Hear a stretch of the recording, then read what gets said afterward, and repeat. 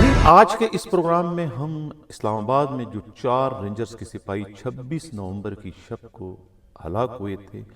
اب ان کی قتل کی ایف آئی آر اسلام آباد کے تھانہ رمنہ میں درج کر دی گئی اور اس ایف آئی آر کو سربہ مہر بھی کر دیا گیا ہے۔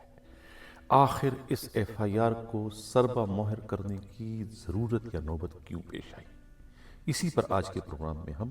ہلکی پھلکی روشنی ڈالیں گے۔ ناظرین، میں ہوں حنیف دوامی اور آپ لوگ دیکھ رہے ہیں پروگرام دا عوامی شو۔ آپ لوگوں کے علم میں ہوگا کہ اسی رینجرز کے 4 سپاہیوں کے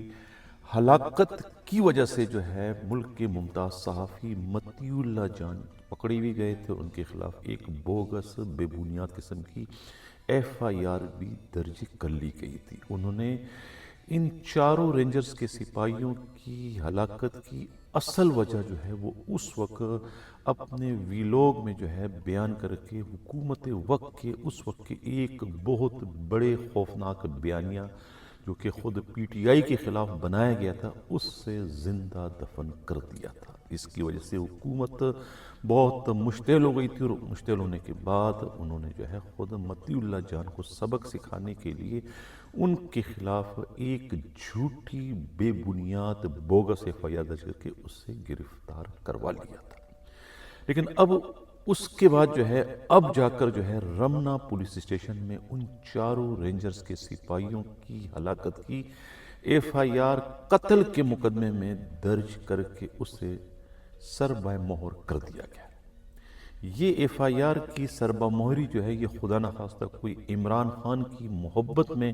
حکومت نے نہیں کی ہے۔ عمران خان کے خلاف تو ویسے ہی 200 سے زائد مقدمات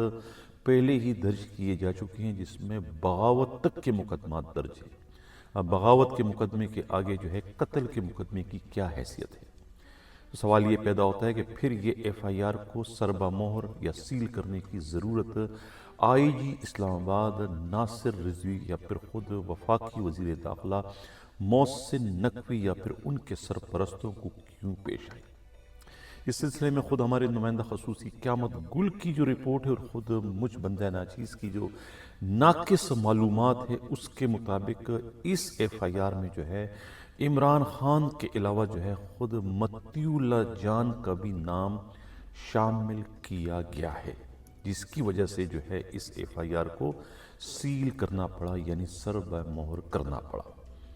اب سمجھ میں یہ نہیں آ رہا ہے کہ آخر اس قتل کی ایف آئی آر میں جو ہے مطیع اللہ جان کو کہاں فٹ کیا گیا ہے، کیونکہ جب انہوں نے وہ ویلوگ کیا تھا تو اس ویلوگ کے بعد ہی جو ہے وہ حکومت وقت کا بیانیہ جو ہے وہ دفن ہو گیا تھا اور یہ الزامات جو ہے وہ خود مطیع اللہ جان کے خلاف مقدمہ درج کر کے اور اسے گرفتار کرنے کی جو عذر پیش کی تھی حکومت وقت کے نمائندوں نے، بعض وفاقی وزراء کے یہ بیانات تھے کہ وہی وہ جو مطیع اللہ جان ہے انہوں نے جو ہے وہ اپنے اختیارات کا ناجائز استعمال کیا، وہ صحافی نہیں رہے بلکہ وہ ایک طریقے سے اس سارے معاملے میں فریق بن گئے۔ حکومت وقت کا کہنا تھا کہ جس شخص کا بیان انہوں نے جو ہے اپنی ویلوگ میں نشر کیا، جس کی بھائی کی ہلاکت ہوئی تھی، وہ سب بوگس تھا اور اس یعنی 4 رینجرز کے نوجوانوں کی قتل کو جو ہے اس کو رنگ دوسری طرف موڑنے کے لیے اس کو حادثہ قرار دیا تھا۔ اب سوال یہ پیدا ہوتا ہے کہ جو قتل کی ایف آئی آر درج کی گئی ہے اس میں مطیع اللہ جان پر کیا الزامات لگائے ہیں؟ کیا انہیں جو ہے وہ قتل کی اس مقدمات کے شواہد کو مٹانے یا شواہد کو ختم کرنے یا پھر قتل کی اس واردات کو جو ہے وہ سبوتاج کرنے کے الزامات تھے لگائے گئے ہیں، یا پھر انہیں جو ہے ضابطہ فوجداری کی دفعہ 109 میں انہیں فٹ کیا گیا ہے؟ کہاں رکھا گیا ہے یہ اب تک جو ہے بات واضح نہیں ہو سکی، کیونکہ پوری کی پوری ایف آئی آر سربہ مہر ہے اور آئی جی اسلام آباد جو ہے خود سید ناصر رضوی جو ہے انہوں نے سختی سے اسلام آباد پولیس کو تاکید کی ہے کہ کوئی بھی اس ایف آئی آر سے متعلق میڈیا کو کچھ بھی بتانے کی غلطی نہ کرے۔ تو بہت کوشش کے باوجود ہمارا نمائندہ خصوصی قیامت گل جو ہے وہ معلوم نہیں کر سکا کہ اس ایف آئی آر میں مطیع اللہ جان کا نام شامل کیا گیا ہے یا نہیں۔ اڑتی اطلاع تو یہ کہ نام ان کا اس میں ہے، اسی وجہ سے اس ایف آئی آر کو سربہ مہر کیا۔ نہ صرف مطیع اللہ جان کا، کچھ اور صحافیوں کے بھی اس میں نام ہے جن صحافیوں نے اپنے اپنے ویلوگ میں جو ہے ان 4 رینجرز کے سپاہیوں کی ہلاکت کو ایکسیڈنٹل یا ٹریفک حادثہ قرار دیا تھا۔ ان تمام کے نام کہتے ہیں کہ اس سربا مہر ایف آئی آر میں مینشن ہے،